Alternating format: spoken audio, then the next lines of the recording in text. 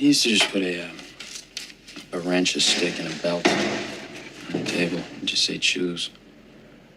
Well, I gotta go with the belt there, Vanna. I used to go with the wrench. Why the wrench? Him, that's why.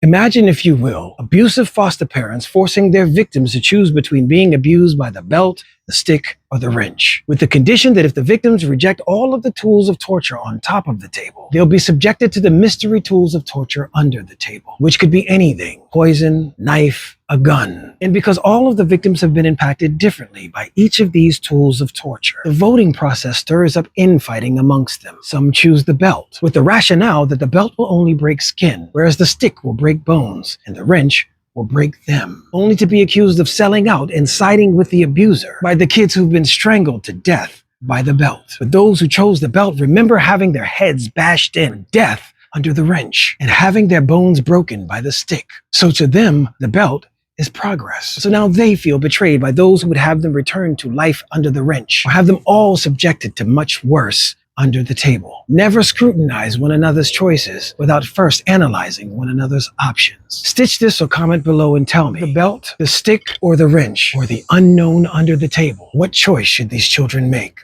We out here.